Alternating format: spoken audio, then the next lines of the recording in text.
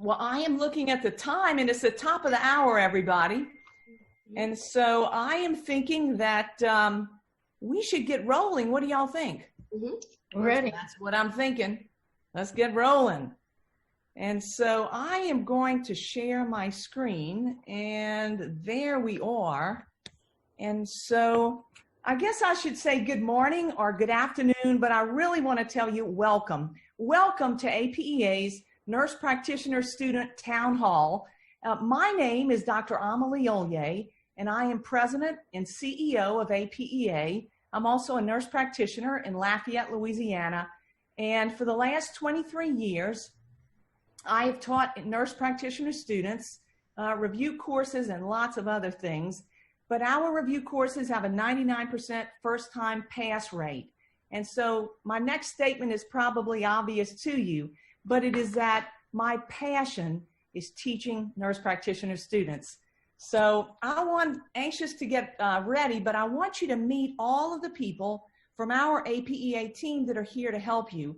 And the first person I want to introduce you to is Michelle Perron, who is our moderator today. She's going to take your questions and give them to the nurse practitioners to make sure that we get your questions answered.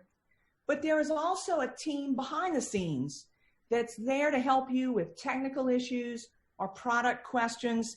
That's Maureen Garcia. You heard me talk about her earlier. Jeannie Doucette, and also Nina Gosson. If you need help during this webinar, you can use the chat feature in Zoom. It should be at the bottom of your screen. Very, very easy to use and very intuitive. If you'd like to call us, we have an 800 number right there, and we have people who are waiting for your call. And if you prefer to email us, you can email us at questions with an S, at apea.com. Today, we're going to have a good roundtable session, and these are the nurse practitioners. I am in the middle, Dr. Amelie. Betty Vicknair. If you joined us a little bit early, you met Betty. Betty is a pediatric nurse practitioner from New Orleans, and she practiced in a very, very busy pediatric practice until Hurricane Katrina, and then she moved into teaching. And she did such a fabulous job that APEA stole her, if I can say that. But she works as our university consultant. She is a wonderful resource to students. So you'll get to meet Betty today, and she's going to help you. The other nurse practitioner that I want to introduce you to is from Philadelphia, PA, and that's Jennifer Oakley. Jennifer is a frontline worker. She works in a busy ER in Philadelphia, PA. She loves helping students. She works at APEA as our, I guess she can do just about anything, but she's our director of continuing education, and she can do any special project that we toss to her. And she just does a lot. The joke around the office is that her list of job duties just continues to grow in length, and it probably does. So Betty and Jennifer, I'm thrilled to have you with us. We want to help students today, and so I'd like to see us get rolling.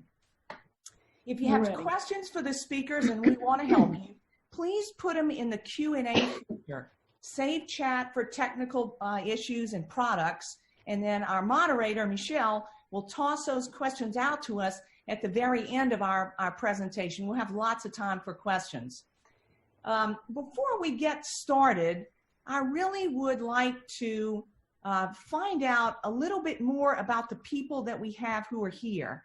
And so I'm going to launch this poll, and we would love if you answered these questions for us so that we can sort of tailor what we talk about based on the poll. And the NPs will be able to see this behind the scenes. So the first question we're asking is about when are you planning to take certification? And, you know, you might not be sure, and if you're not, there's an answer there for you as well. And the second question is to kind of find out where you are right now in your program. Are you just starting, or exactly where you are? And I'll give you another 15 or 20 seconds to answer those. These questions are a lot easier than the ones on the certification exam. For sure. All right. hopefully. So we'll give you just a little bit more time.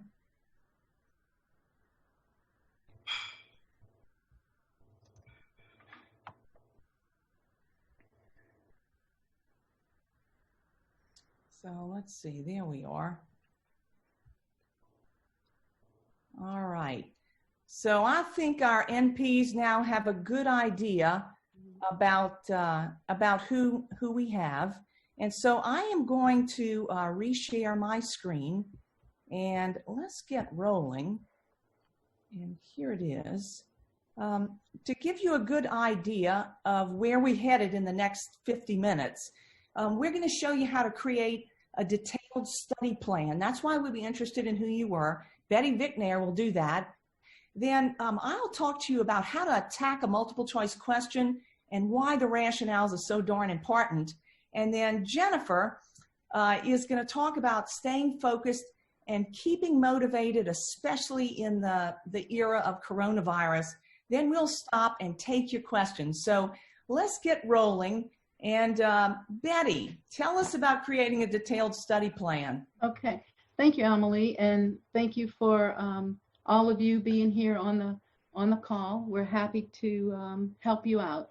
And from our poll, we realized that most of our attendees fall into two major categories, and those are those waiting to sit the certification exam and those waiting to finish their clinicals.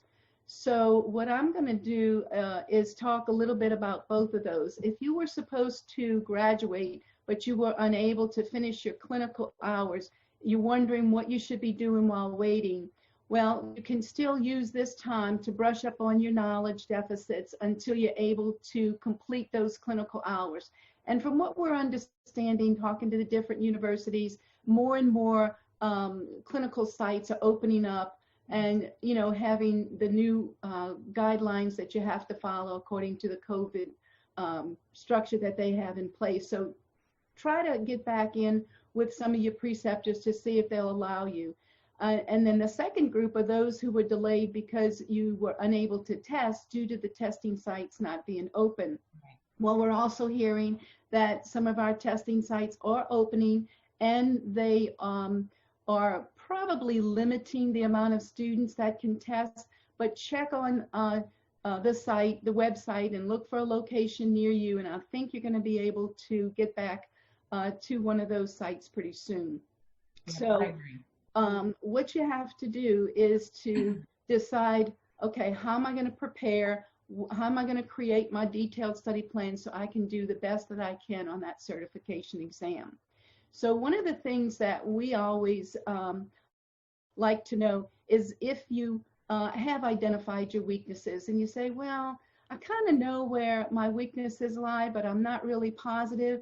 So what we would like to offer you is to take an exam. Some of you may have taken a diagnostics readiness exam, or maybe even one of the APEA's predictor exams. It doesn't matter to us which. However, we feel that the predictor exam is just that. It's predictive. It predicts your likelihood of success on the certification exam, along with giving you an idea of where your weaknesses lie. So what I'm going to do now is to show you, Amelie's going to stop sharing, and then I'm going to share my screen with you. And my screen is going to show you what a predictor exam looks like. Not the exam questions, but the results of that exam. So if you haven't already taken one, I recommend that you do. If you have taken one, then let's look at those results and identify those weaknesses, and then we're going to offer you a plan to beef up those knowledge deficits. So if you have taken one of APEA's exam, your results display immediately. Once you hit complete, it's going to display, and this is what it's going to look like. It's going to tell you how much time you've spent on the exam, if you've answered all the questions, and your score. Now, for APEA's predictor exams, they simulate the certification exam, whether you're taking AANP or ANCC's exams. And we we are simulated in that it's 150 questions administered over the 3 hours. So keep that in mind. And those questions are written on those higher levels of difficulty, so you're getting a true sense of what to expect. So if you just want to take it just to get a feel for what that exam is going to be like, that's another reason to take it. But the major reason is to identify your strengths and weaknesses and then improve those knowledge gaps, okay? So let's say you took it and this exam result is yours. So it's you took an hour and 14 minutes. If you were not successful in that shorter period of time, remember, you've got 3 hours. So use the time wisely. And then you've answered all 150 and you scored 71. So what we're saying that if you score 70 to 70% or greater, we're predicting that you have a high likelihood of being successful on the certification exam. Go schedule that exam, work on those deficits until your exam date, and you're good to go. If you scored between 65 or 69% on APEA's predictor exam, we predict that you are at risk of being successful, which means that some students are successful, some students are not. And those who are successful are the ones who have created a good study plan and improved their knowledge deficits. Those who aren't successful are those who did not remediate. Now, if you've scored 64% or less, we highly recommend that you do a serious remediation plan, because we're predicting that you're unlikely to be successful on that certification exam.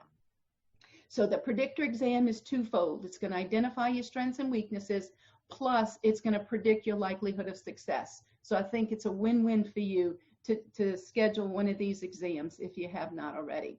Now, the next thing you're going to see on the results page is your actual performance, okay? All of the knowledge areas are your body systems, okay? Cardiovascular, derm, endocrine, and so forth. We also give you a color-coded score sheet. So if it's green, that means that you've scored 70% or greater in that knowledge area. If it's yellow, that means that you've scored between 65 and 69%. And if it's red, then that category is a true weakness for you. And that means you scored less than 64%. We also tell you that 70% is recommended for each of those categories. And we tell you how many questions you had on your exam in each category. Now, the really nice thing about this is when you click on Expand All of these knowledge areas display exactly which diagnoses we tested you on. And it correlated these diagnoses to your testing domains. You're going to say, okay, Ms. Faye, what are those testing domains? Those are what those 5 testing domains that you need to know about to do a great plan of care for your patients. And that includes assessment, diagnosis, which you have to have an understanding of patho to arrive at your diagnosis and create your differential list. Planning is your planning and intervention. What labs are you going to order? What diagnostic studies? How are you going to treat this patient? Evaluation is your overall evaluation of your plan of care. And pharm is actually your pharmacotherapeutics, your drug-drug interaction, drug disease, drug contraindications, indications, your safety, your patient teaching, and what labs you need to monitor when they're on a certain medication. So that gives you an overview of what we're testing you on. So any one of these areas that has a red X indicates your knowledge deficit. So for a venous hum, you weren't able to pick up that diagnosis. For a ventricular septal defect, you weren't sure of how to plan it. And then you didn't know how to evaluate hyperlipidemia. So as you go through each category, I want you to have your paper and pencil in hand and write down each one of those little red X's. And you do that for each knowledge area. You see that? All of these red X's. So this tells you exactly where your deficits are, okay? And then it's pointed to that testing domain. And if you're not sure what the testing domains are and what the knowledge areas are, go to the exam blueprint. They tell you in detail which ones they are. Now, if you've scored a green color in one of these, greater than 70, you still may have a little X mark there. So don't overlook the green ones too. Make sure you look at every single category so you can pick them all up and review. And then if you go a little further down, you see exactly where your overall weaknesses lie in your testing domain. So if this were you, it would show that you were weak in assessment. Now, what do you do with this? How do you take this and make a good study plan? Well, what we usually tell you to do is to pick up your clinical guidelines book. Step 1, you took the exam. Step 2, you identified your weaknesses. Now, step 3, let's improve. How do I improve? I get my clinical guidelines book, whether it's APEA's or another book of your choice, doesn't matter to us. A good resource, use it. And then follow up with all of these little knowledge deficits that you have identified, and then reread it, re-understand it, maybe even take some test questions in it. But whatever you do, focus on that area of your deficit, okay? So that's part of your study plan. So the other part of that study plan is to create what we call a calendar, if you will. Either take a calendar or a day planner, and every day write what you are doing. So if you're working Monday and Tuesday, let's put aside Wednesday and Thursday for your study day, and take each one of those knowledge areas and put it on that calendar. Because if it's on the calendar and you have a certain amount of tasks to complete that day, you're going to do it, right? But you always say, well, you know, Miss Betty, something's going to happen. I know it's going to throw me off. That's okay. We understand. Life happens. Things happen. Emergencies come up. Move it to the next day. Say, okay, I didn't get to it today. I'm going to move it here. But don't ignore it. You cannot keep those tasks on your calendar and exit out if it's not completed. You've got to complete it. And if you can't complete it when you thought, move it to another day until you've completed it. If you stay focused and keep this study plan going, you should be able to accomplish your goals of finishing every one of these deficits and improving that. All right, so that's how you build your study plan. Identify those weaknesses and then remediate those. And the next thing I want you to do, once you have finished all those knowledge deficits, is create your exam checklist. Now, your exam checklist, you will list on one side all of the diagnoses. So let's say this was respiratory, and you have identified weaknesses in acute bronchitis, pertussis, TB, pneumonia, COPD, asthma, the like. Now, on the right-hand side, you want to ask yourself each one of these questions for each one of those diagnoses. Acute bronchitis. I need to know what my clinical presentation was. What are my objective findings? How do I diagnose it? What was my differential list? Which diagnostics am I going to order?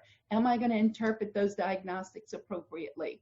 Then I've arrived at my diagnosis. Now, what's my pharmacologic and non-pharmacologic management? How am I going to treat them? How am I going to monitor those labs for those drugs that I've just ordered? And then follow up. When am I going to bring that patient back? When am I going to consult? And then recognize the normal course so that you can recognize your complications. So if you did this exam checklist for each one of those knowledge areas that you were weak in, you should have improved your knowledge deficits and be much more confident to know that you understand the content so much better. Yeah. So I think that ends me, Amelie. If anybody has your questions, write them down and we'll address them at the end. Sure. I'm going to let you stop sharing, Betty, and I am going to pull up another section, because what I'd like to talk to everybody about today is how to actually nail the right answers to these questions. And, you know, that's what everybody asks me. It's one question, and it's this one. Hey, Amelie, how do I pass the certification exam? And the answer sounds simple, but it's really not. What you have to be able to do in order to be successful on the certification exam is you have to be able to critically think. And if people don't know what that is, and a lot of people don't, you may have been doing it all along. But I want to make sure that you can do this, because if you can't critically think, you're never going to be successful. And I told you my passion was to make sure that students are successful on this exam. So let's talk about critical thinking. Well, first of all, what is it?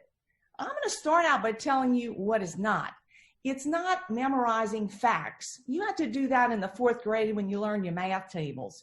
It's not memorizing the answer to a multiple choice question, because we could teach a 2nd grader to do that.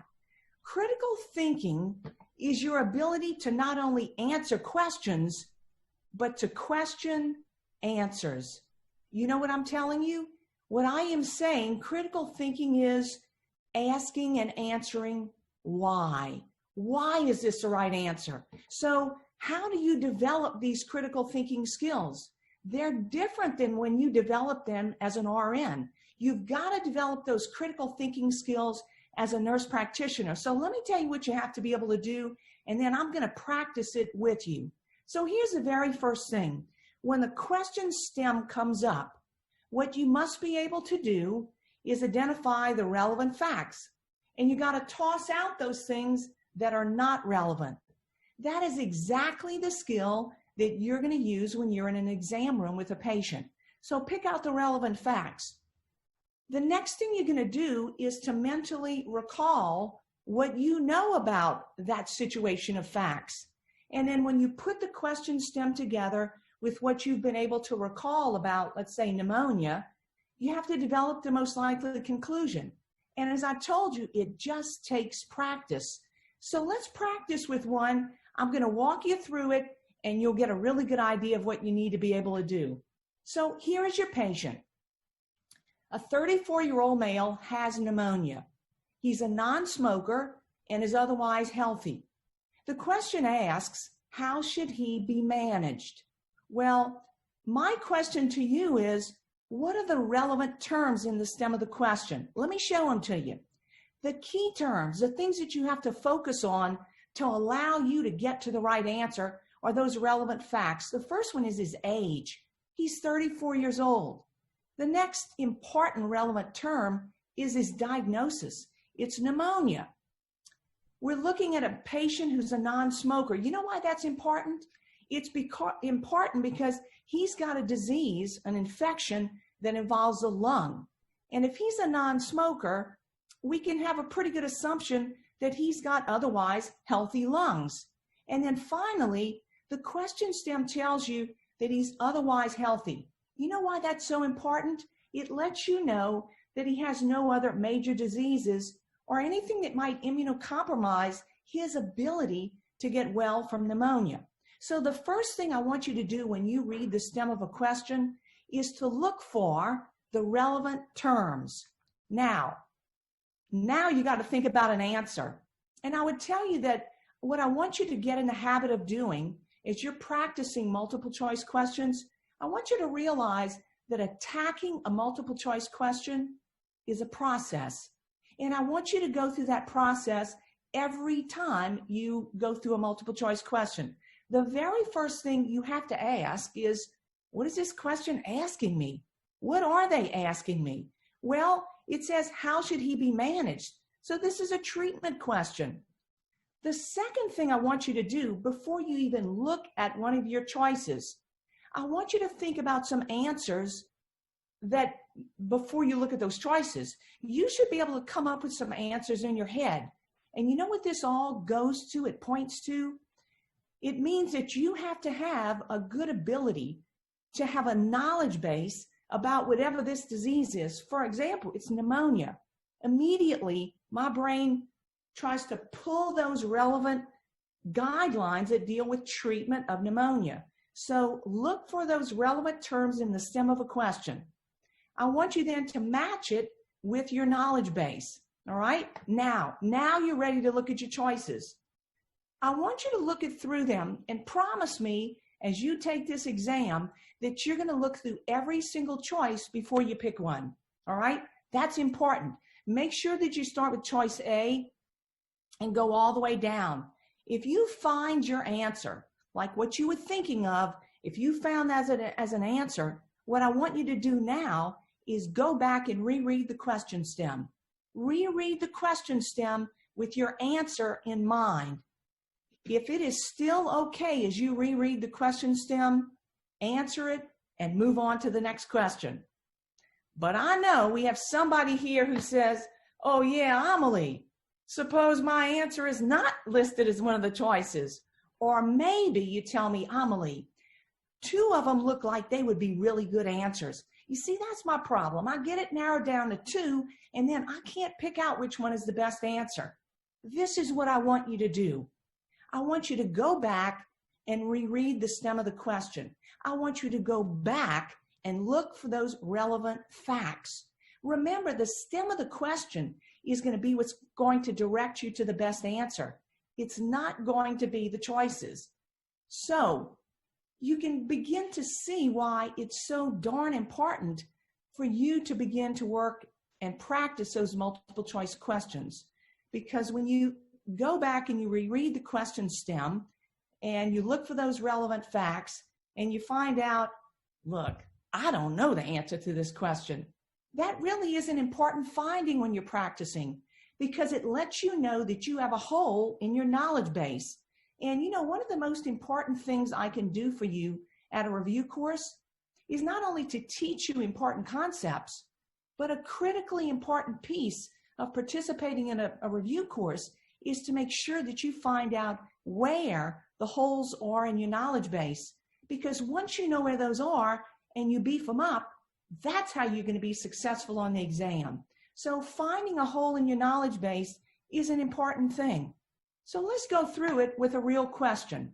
Remember, the first thing you're going to do is read the question stem and identify the relevant key terms. Age, his diagnosis of pneumonia, the fact that he should get well pretty quickly because he's a non-smoker and he is otherwise healthy. My brain automatically goes back to pull down the pneumonia guidelines, right? Every question on your test has to be answered based on either national guidelines, well-established guidelines and facts. I don't want you to do necessarily what you saw done in clinical practice, to treat a 34-year-old who has pneumonia. So in my mind, when I go back into the pneumonia guidelines, I'm thinking for his age and for his diagnosis and for someone who's otherwise healthy and a non-smoker, the guidelines direct me to give him either a macrolide or doxycycline. Now I want you to go to your choices and look for that. Look at number 1. It says treat symptoms only. No way. In adults, we assume that pneumonia is bacterial until proven otherwise. So number 1 is not correct. Number 2 says prescribe ceftonir. Ceftonir is Omnicef. On your exam, you should expect both brand and generic names. So I only gave you generic. It's a 3rd-generation cephalosporin. That's not what we use to treat pneumonia, community-acquired pneumonia. Look at number 3, because you might be ready to jump right now. Don't jump. You ready? When people treat patients like this with pneumonia and they follow the evidence-based guidelines, which is how you have to answer those exam questions, you may have seen a respiratory quinolone like levofloxacin given in your practice or in your clinical site. That's not the answer that the exam question writers are looking for. That's an antibiotic that we use if this patient wasn't otherwise healthy, if they had recently been exposed to an antibiotic, if they were older, if they were sicker. So don't circle number 3. Look at number 4, because that's the only one that's left. It says prescribe azithromycin. Azithromycin is a macrolide, and that's exactly one of the recommendations from the pneumonia guidelines. So I'm ready to circle azithromycin, but before I circle it and move on, I want you to go back to the stem of your question. Azithromycin, okay with a 34-year-old? Yes. Good for pneumonia? Yes. Good for someone who's otherwise healthy and a non-smoker? Yes. Circle number 4. You're ready to move on to the next question, and you will know that you've nailed that question. Now, I'm sure that depending on where you are in your study process, you've been working multiple choice questions. as you know and you realize, there are a finite number of questions on the planet. So what I'd like to see you do, because it's going to help develop your critical thinking skills, is as you study, I want you to change one or maybe two facts in the stem of the question, and then I want you to re-answer it.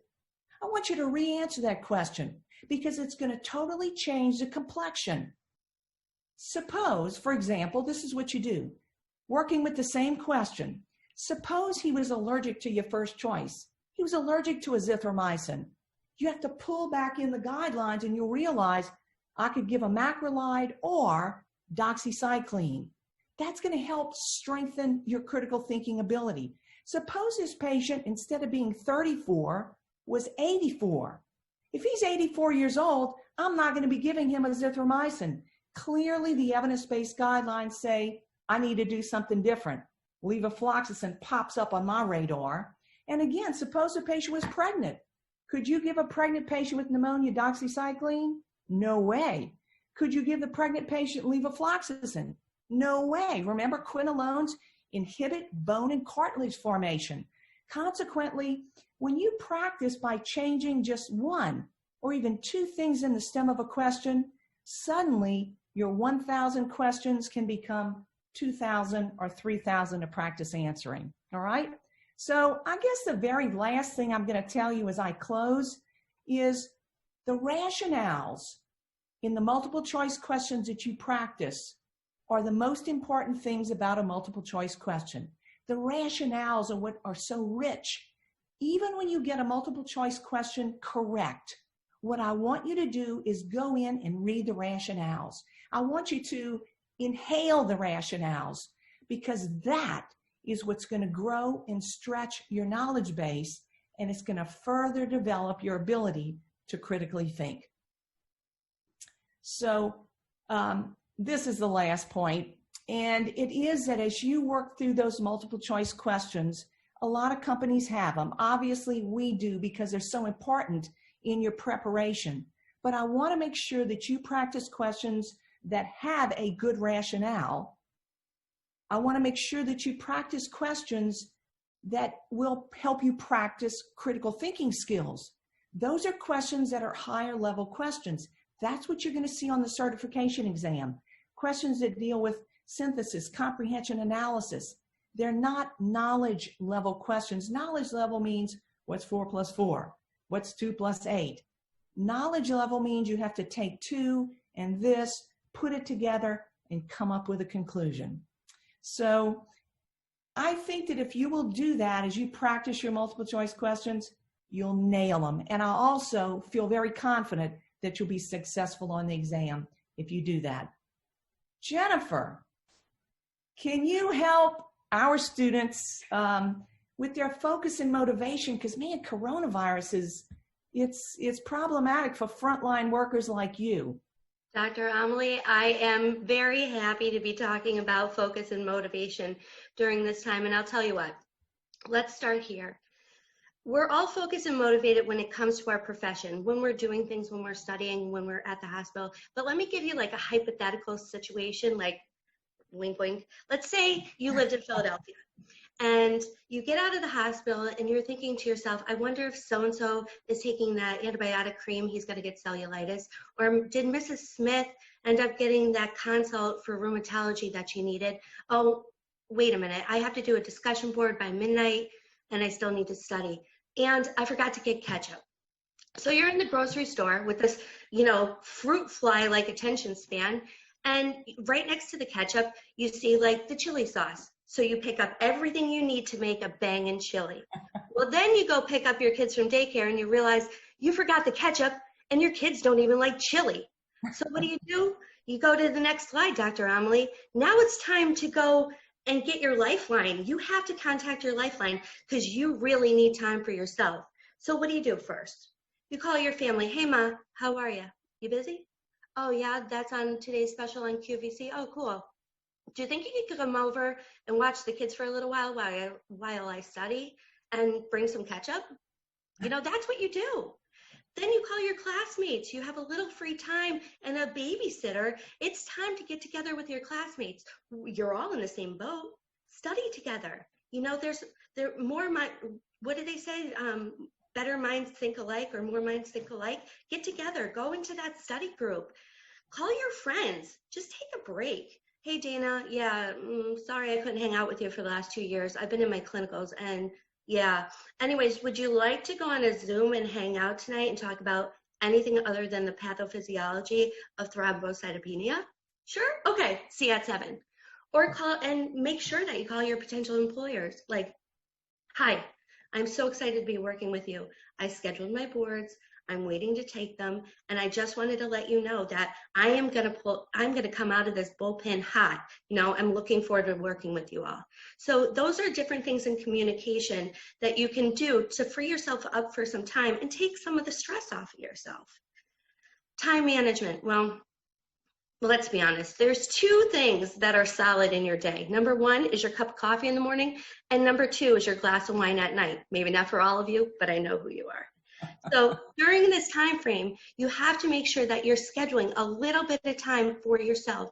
You're going to need to do exactly what Miss Betty said. You need to have a calendar. You need to sit down.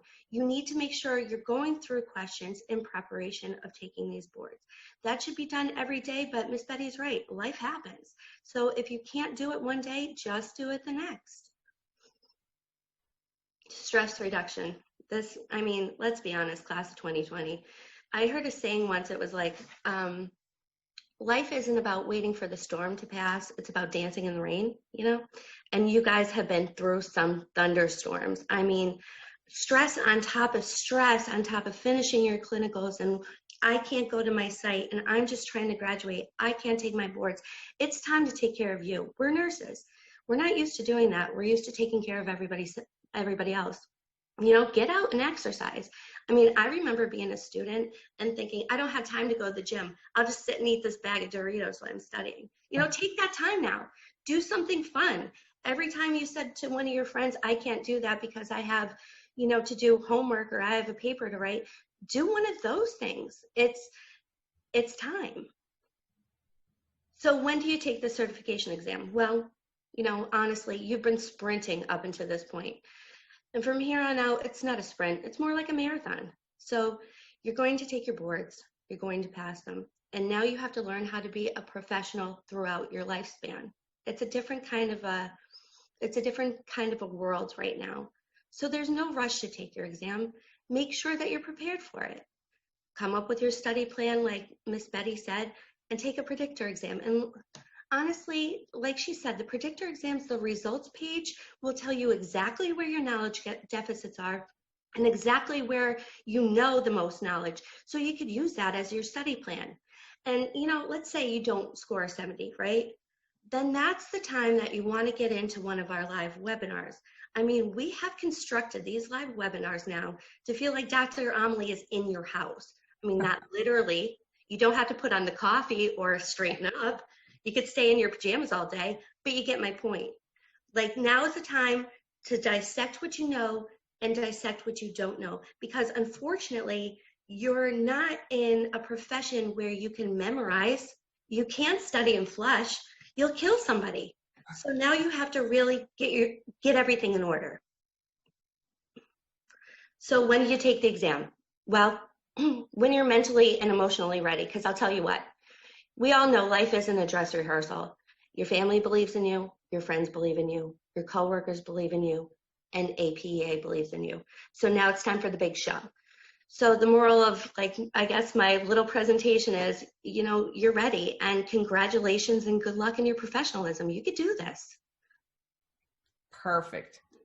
Jennifer, thank you. And I'll tell you, your humor really adds a lot, because, you know, sometimes when you're preparing for an event like this one, it's like a big deal and it's stressful. So I appreciated your humor, and I'm sure the students did as well. But we would love to take your questions. So I am going to stop sharing, and I bet you Michelle is close by. Indeed I am. Can you hear me? We can hear you, Michelle. What are our students wondering about? Wonderful. Okay, we thank you so much for your attendance, your attention, and also these questions that are coming in. One of the first questions that I'd like to offer up to you is from Aisha, and she would like to know the differences between the certification exams. I'll take that one. I would tell you that in the United States, you have the option of taking 2 certification exams. One offered by the American Nurses Association, that's ANCC's exam. The other option is the one offered by AANP. And so both of them are a little bit different. ANCC's exam has more questions and it allows you more time to take it, 175 questions. Almost all of them are A, B, C, D. However, ANCC has some select all that apply. It has some drag and drop. So it's not straight A, B, C, D. AANP's exam is all A, B, C, D. And I would also tell you that AANP's exam is 100% clinically based. So every question is about some clinical issue. Now, if you've decided which one you're going to take, and heck, even if you haven't, what I want you to do is go to both certification sites and make sure that you look at the exam blueprints. The exam blueprint is what the certifying bodies tell you is going to be on your exam. Now, before you jump there right now thinking, oh my God, it doesn't tell you like 11 questions in cardiovascular or anything like that, but it's going to give you a good flavor for the exam. So I personally don't see an advantage to being certified by one over the other. Both confer board certification. Both get you paid by Medicare, Medicaid. They get you a job at the VA. Both of them allow you to practice to the full extent of your scope of practice. So I think you should pick the one that matches your knowledge base best. So hopefully that helps you. But make sure you go and visit the certifying body's website and go see the blueprint.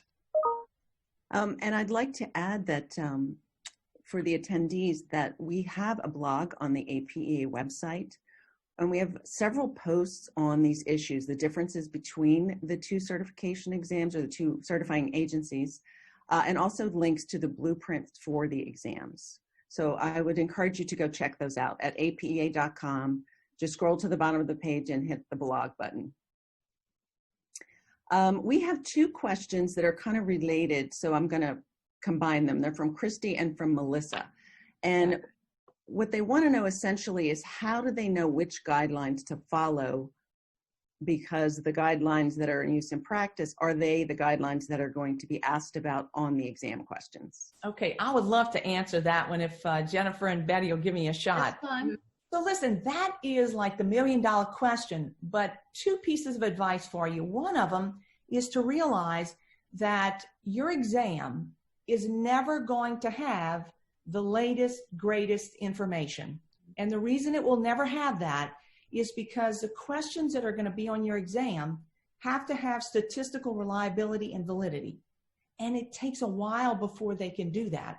So all exams always have practice questions. You're not going to know which ones those are. They don't count towards your score, but they're seeing how students perform on them. And that's how they build statistical reliability and validity. And because it takes so long, if a guideline has come out in the last year or year and a half, it's never going to be on your exam. Let me give you a good example. We had that question about pneumonia. The brand new guidelines, the latest pneumonia guidelines that came out in December of 2019. If you take an exam in 2020, those brand new guidelines are not going to be on your exam. They're too new. They haven't been able to develop those questions yet. So, that's another good reason to come to a review course, because we walk you through that thought process.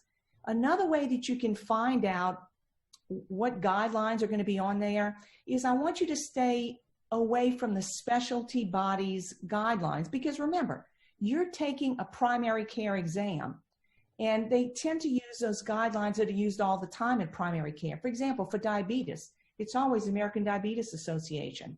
For hypertension, we actually have 3 of them out right now. We have JNC8, we have the American College of Cardiology, American Heart Association, and if you're a nerd like me, 3 weeks ago, the American Society of Hypertension released new guidelines. And so when guidelines vary a little bit, as they do in the hypertension guidelines, when they vary like that, they're never going to ask you something specific to one guideline. It's usually a safety-related question, like don't combine an ACE inhibitor and an ARB, you know? So the last point I'll make is with regard to what guidelines are on the exam, if you will go to your exam blueprint, remember I told you to go to that? While you're there, in very close proximity, is going to be a reference list. It's a list of references that were used to prepare the exam. And while you might think I just told you about a treasure chest, I didn't, because you know there's so much on there that you couldn't possibly learn it or read it all. But at least we'll give you a flavor for how they develop those questions. But remember, you are taking a primary care exam, all right? So hopefully that helps. Jennifer, Betty, anything else to add? Yes, primary care and entry level. Oh, good point. Yeah. Entry level. So, you know, the specifics or anything really, really detailed is not expected of you. Yeah. Right. Thank you so much for that information. We have two questions that I think also could be combined. So Kelly and Bernadine are wondering about some specifics about registering for exam. One has asked, she or he has signed up for both exams. So she's wondering if that's advisable or okay. And then the other question is, how do you actually go register for an exam? I have a definite thought, but I'm going to give Jennifer and Betty a chance to talk about something first. Any thoughts from either of you? The only thing Amelie. The only thing that I would say, and I don't know if you're going to say this because, you know, I like things that are at discount.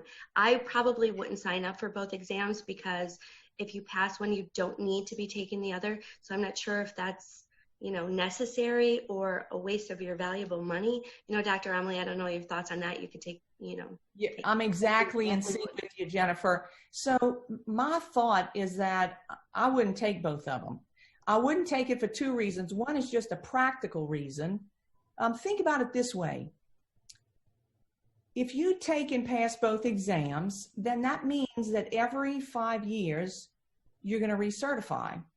And you're going to have to pay both organizations money. In 5 more years, you're paying both again. And over your practice lifetime, you will have spent twice as much for a license as if you had maintained one certification. So from a practical standpoint, I have one license, and I'm going to do everything I can to protect it.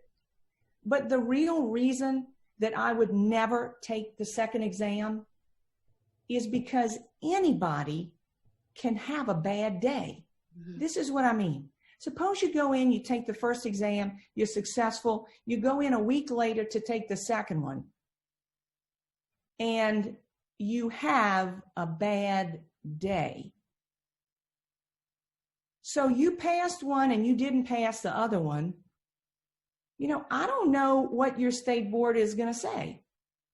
Maybe they're going to say, he lucked out on the first one. I don't know what your state board is going to say, but when you have something that you can't afford to lose, you don't risk it. So I personally wouldn't take both of them. I mean, I've had many opportunities to take it. I took the first one. I took ANCC 25 years ago. I knew I was going to live in Louisiana, and it was the only game in town. It was the only exam that was acceptable to practice here. And so I did. But, you know, I take one. And you're going to have a special feeling about that certification exam that you take. So protect it, guard it, and you never want to lose it. Mm-hmm. That's my thought on it. So I wouldn't take both. I agree with you, Amelie. Thank you so much for those answers and discussion. We have a question from one of the attendees who has asked, how many questions would you recommend to practice each day to prepare? Jennifer, you want to hit it, or Betty? Honestly, I don't think there's a number. I think it comes down to comfort level. When you start answering, well, first of all, I would answer questions with detailed rationales. And when you're answering the question and you're going through the rationale that you had correct, and it's just a quick review for you, then you know the knowledge. But if you're going through the questions and you don't really know the answer and you're hung up on the rationale as like a real learning tool, then I would suggest doing more questions. What do you think? And I would look at the knowledge deficits that you have. And if you have, say, like the example I presented earlier, if you have 5 or 6 knowledge areas that are causing you concern and you only have a limited amount of time to remediate, I would just divide that up and say maybe 25, 30 questions a day in each category. It all depends. But to put a certain number, I don't know. I think it's like Jennifer said, whatever helps you with that rationale and understanding the content better. But, you know, the more questions you can do, the better. But, you know, there's no magic number. Yeah, I agree. And sometimes people ask us those questions, and it's because there's a number floating around for the RN exam. Mm-hmm. You know, this many hundred questions, you're ready to go. I don't know that we have that for the NP exam. In fact, I'm certain that we don't. But I think I like Jennifer's answer. When you answer enough questions that you know it, like I know that, I know it, and you keep knowing the rationale, it's probably time to consider a predictor exam. Because the APEA predictor exam, we know, because we crunch those numbers. And when your score is 70% or greater, it means that you have sufficient knowledge base to be successful on the exam. So that's why, you know, you only want to take this exam once. And that's why, you know, that's why we developed it, because people would always ask me, Amelie, when do I know I'm ready? How do you know you're ready? Well, if you hit 70% or greater, go take your exam. You're good to go. All right.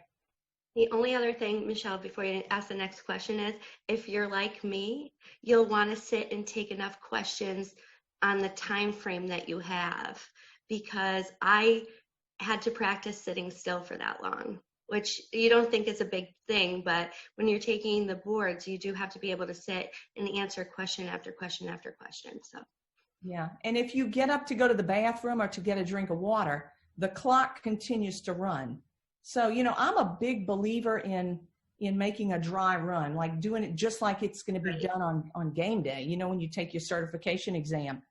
To practice, like, did you have trouble? Did your brain start getting tired at about question 50?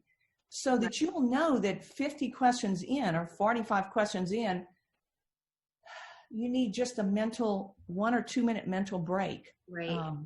Yeah, so I would definitely do that. And if you have exam anxiety, nobody's asked about it yet, but if you have exam anxiety, to me, the dynamite tip is to go to the testing center a week or so before you take your exam.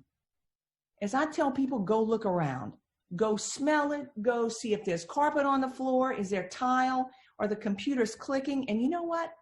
There are a lot of testing centers, because they're trying to get them all over, especially during COVID. Some of the testing centers are at airports, little airports. And so if you're easily distracted by helicopters coming in and airplanes, you will find that out by going to the testing center ahead of time. So I would go check out the testing center. And when I was there, I would ask the person behind the desk, or I would tell them, listen, I'm coming back in about a week. I have this big certification exam to take. When I finish my exam, am I going to get a paper copy of my results?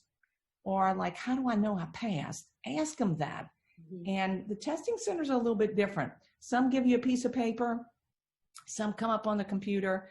So I would want to know all of that, because the more you know, the more it will be comfortable and expected as you go in. And that just is going to help put you at ease a little bit faster.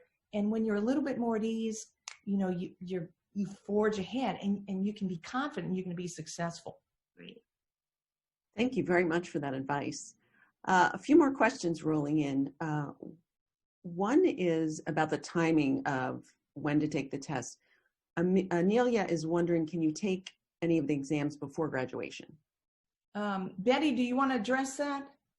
I think that we might have had a technical glitch and Betty is not. Lost Betty. Here, yeah. Can you take it before graduation? Well, that's a really good question. And sometimes, you know, the two testing bodies I have seen go back and forth. And I would tell you that it's a fluid situation. They may allow you to take it before you graduate, provided you have completed all of your coursework and your clinical work. But you'll have to check and see. Everything is in a state of flux right now. So if you have to know that, I would call the certifying body and ask them. Right. And along those lines with this actual certification, Kathleen is asking, she just wants to clarify, is either certification, ANCC or AANP, accepted for practice everywhere? Yes.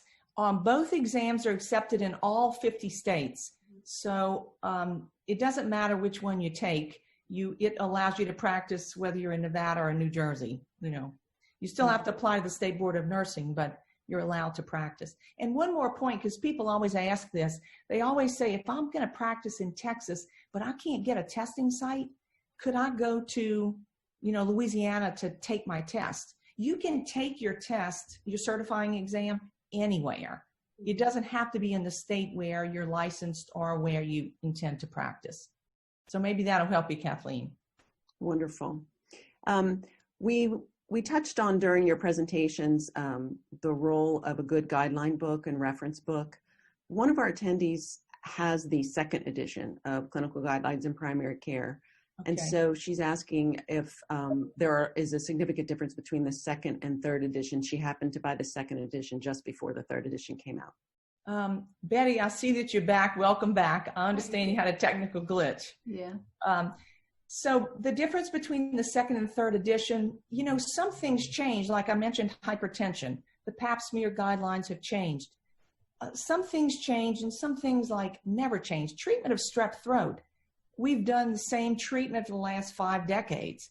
So I'm a proponent of you getting something that is pretty recent as you prepare for a certification exam, because remember, it's going to be about a year and a half old when you get it, those questions.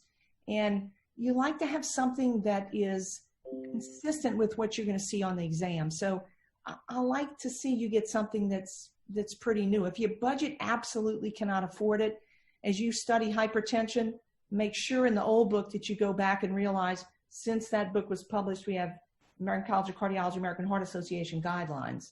So just, you'll have to do that, but you got to do what your budget will allow. That's just the bottom line. Although I like to see you with the latest stuff because it's more in tune to what you're going to see on the exam. And not even just for the exam, but in practice, Exactly. when you should have the most up to date, but a lot of times, like our clinical guideline book, you can access Care on Point or get Care on Point, which is constantly updating with the most current standard of practice guidelines. So books sometimes can get outdated, but we continuously go in to double check, our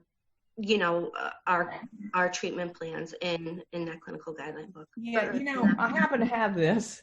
But you see this little thing that says bonus, like free 6-month subscription? That's what Jennifer's talking about to Care on Point with the clinical guidelines book. So you can keep it on your phone. You have a paper copy. It's spiral bound, so it's easy to keep open in your clinic or when you're studying. Mm-hmm. So you get both. It's like the best of both worlds. Right, and it has CEs attached to it. So when you go on and you're checking out hypertension and you're looking at like your treatment plan, every time you click on a specific diagnosis, you obtain CEs for that. So it's really nice. So check that out. Just remember just to that add a little bit to that. Free, I'm sorry, Betty. Go ahead. Oh, I was just going to say, with the free CEs that you get for 6 months, you don't get, with the free subscription for 6 months, you don't get the free CEs. Right, with the purchase of it, though. Right, but with the purchase you do. Mm-hmm. A lot of NPs in practice have used Care on Point as a student, and they like it so much that they buy it as an NP in practice because you just keep earning contact hours as you use it. And then when you recertify in 5 years, it's like a surprise because you got a chunk of contact hours and you don't have to worry. So I like Care on Point. It's just, it's good. It's good if you're a student, and it's great if you're in practice. Excellent. Yeah, and just I wanted to add a little bit of definition to that. And the Care on Point is our mobile reference that contains all of the content and clinical guidelines in primary care, plus additional diagnoses and images. Right. So they're companion products, and you can find them both on our website at apea.com. Yeah. As you would expect, there's several people who want to like understand the best strategies for using questions to study. So one of the questions is from Margarita, and she wonders, should you study a topic and then answer questions based on that topic or subject that you just studied, or should you study questions in a random fashion? Well, Go ahead. okay, well, that depends. We have both the study question book, that certification question exam book, which does have it aligned according to the knowledge areas. But it all depends on how bad your deficit is. So the study questions, I would say, should go with your knowledge categories, such as cardiovascular, derm, endocrine, along those lines. And then there will be questions within those categories that could be specific to those diagnoses. So, you know, the two different types of questions we offer are the book or the online QBank, which is a database of about 800 questions if you use the management, and it'll cover all the categories so that you can choose whether you want to be subject specific or a random selection. But it's all based on the knowledge category, more so than the actual diagnoses. Yeah, if that helps. I have another thought too. You know, you have to learn in the most efficient manner, and your brain remembers and organizes things when you learn like things. So if I was just beginning with multiple choice questions, I would use multiple choice questions in pulmonary and couple it with the pulmonary content, because your brain is going to remember and organize information that way. After you get farther along and you're like learning this and I know that, and then I'd like to see you hit random questions, because you know what that forces your brain to do? It forces your brain to retrieve information, because one of the tasks or skills that you have to be able to do to be successful is you have to be able to retrieve information efficiently. That's why it's so important to practice those multiple choice questions, so that you can retrieve information about a sprained ankle and retrieve information about hypertension for one question after another. So I'll learn them together so your brain organizes and couples that information together. But as you get more comfortable with the material, I'd like to see you randomize the questions, because that's how it's going to be on your exam. It'll be randomized questions. And that's exactly how you'll see patients in an exam room. Thank you so much for that. I can tell from a lot of the questions that we have a lot of planners here, which is fantastic. They're preparing well. One of those is Samantha, who will graduate in December 2021. And she's wondering about the timing of when she should do a review course, attend a review course. What do y'all think, Jennifer? So, I mean, I'm kind of course, after your program, but I see a lot of benefit from taking it before your program is over too, you know, because it is very intense and very detailed. But for me personally, I would probably wait until after I completed my curriculum, and then I would take it, and then I would continue on with questions and make my study plan from there, and so on and so forth. But I have seen people who have taken it, you know, before their last semester, and then, you know, adapt their study plans until they graduate. Okay. Betty, what would you do? I like taking it in the last semester, after they've had most of their didactic and some of their clinical.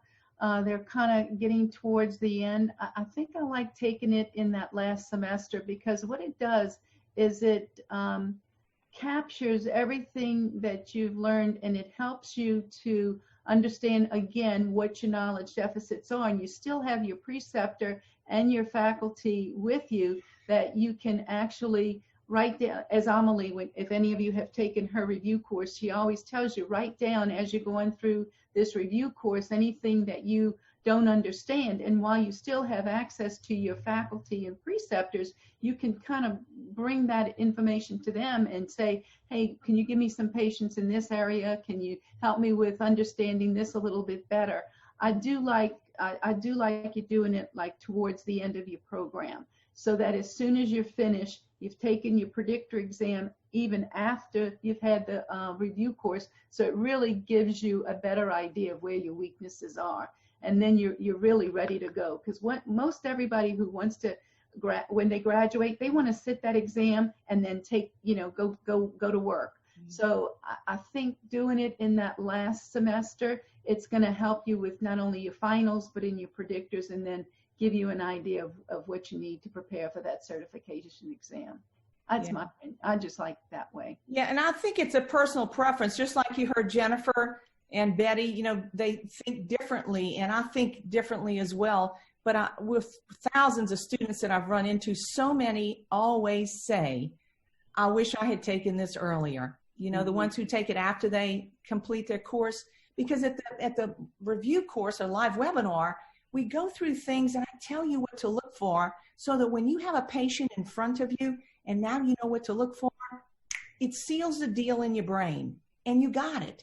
And the whole idea is to learn while you're learning, So a lot of people take it early and they take it again. They take it a second time. And if you take it a second time after you graduate, but before you take your exam, the cost is significantly reduced. It's a little bit more than half price, but a lot of people take it twice because it's so much information and it just allows them to hear it another time, And so everybody studies differently.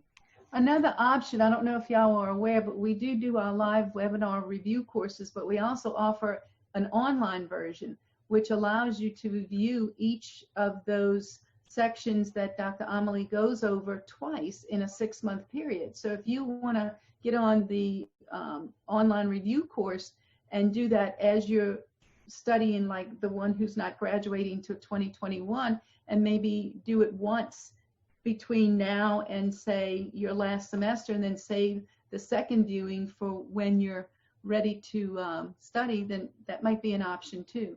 Mm-hmm. That on-demand option is quite popular, Betty. Thank you for bringing that up. Mm-hmm. Another thing to know about our live review course content is if you attend a live review course or use an on-demand option and later you realize, hey, I really would like to go over cardiovascular again.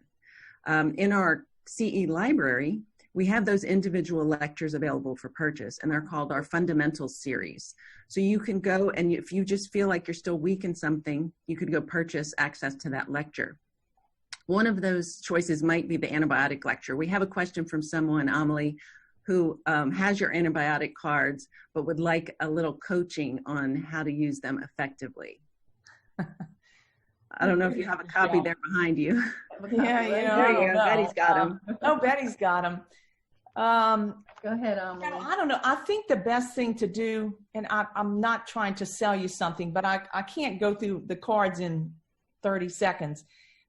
Consider that antibiotics fundamental. It's fundamental. It's in the fundamentals section, and I go through it.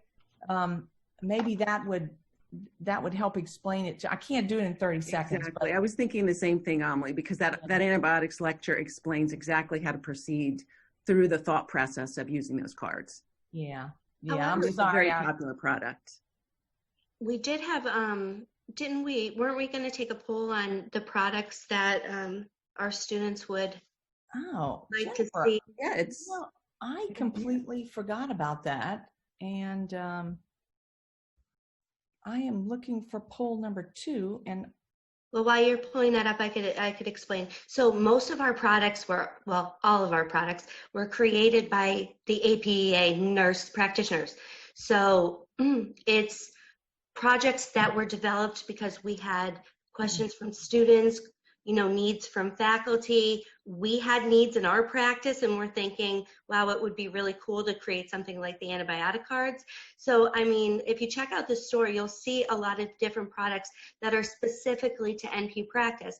But the reason why we're going to bring up this poll is because we're curious in your education, wherever you stand right now, which products would be most helpful to you. So we'll give you a second. The choices are the antibiotic cards, and that's what reminded me. The clinical guideline and primary care book, the Pharm and a Flash, which are flashcards to use for studying, and the family adult certification question book. So we'll give you a second to answer that. Jennifer, I'm watching the poll. Thank you, because I had forgotten. I'm watching the polls, and it's there. The poll is lit up. Listen, Yeah, Dr. Amelie doesn't know this, but I have a secret agenda, and I'm going to put her on the spot. But I want to know what you guys want the most, because I'm hopeful that she'll think or consider or just okay maybe a 20% off for one of these products. Because I mean, let's be honest, there's students and, you know, limited finances. So I'm sorry. I'm sorry. It had to happen. I'll take the heat, you guys. I'll take the heat for you. 20%, Dr. Amelie. Let's pick one of the products. Let's see whatever one maybe that you know, the most amount one off, or what do you think? Making me blush, Jennifer. Looks like people are still answering. Jennifer, let's put them all on sale. Let's put them all on sale. Jeannie will probably kill me. We're pretty evenly distributed. A lot of people are interested in the clinical guidelines book. Okay, let's do 20%? it. Listen, you already said it. You can't change your mind. Okay, everybody. 20% off. So you have a hard bargain, Jennifer. So Jennifer, what are we doing? 20% off of these 4 products. When are we doing this, Jennifer? Okay, so we'll have to huddle after this and figure out what I just committed to. Yes. Okay. Well, yes, we will. Let me remind you when something like this, just give them all. Give them all 4 products. That's exactly. I think we in the marketing team can help make that happen tomorrow. So check your email inboxes, everybody. So y'all are really doing this, huh? We're really doing this. You're welcome, everybody. Do we have time for just a couple more questions? Just a couple more questions. Okay. People are hanging in there. So yes, thank you all for your gave away the store, so sure. Yay. So let's see. Ceramus is asking, if you're not, during the certification exam, if you're not sure about your answer choice, can you go to the next question and then come back and reevaluate your answer? Yeah, you can mark one as one you'd like to come back to and then answer it later. Go back and pick out those relevant terms. And if you still have absolutely no idea, this is my best advice. You ready? I want you to pick A. My first name is Amelie. It starts with an A. Pick A. That was always my strategy when I was in school. So yes, you can go back and on both exams and mark and see the ones that you want to come back to. Wonderful. I think I'd like to wrap up with the panel with these questions, because I think that a lot of nurse practitioner students encounter this. So Joel has some of his or her product, I'm not really sure from the spelling if it's a man or a woman, been out of school for over a year and have not studied at all because he lost a family member right after graduation. Okay. So the person wants to begin studying and is wondering how to prepare after such a long absence from studying. This person did attend an APA review in their final semester. School required a predictor and did very well on it, but it's been over a year. So how could they regroup and begin again? I would definitely, I would like for this person to send me an email, and I will come up with a plan for you, and we'll do something to help you. So listen, I would go back and get the book, you know, the course manual that you got with the course, and I would start in pulmonary, since that's always where we start, and I would just kind of go through the information. I would begin to make my list of things that you need to study a little bit harder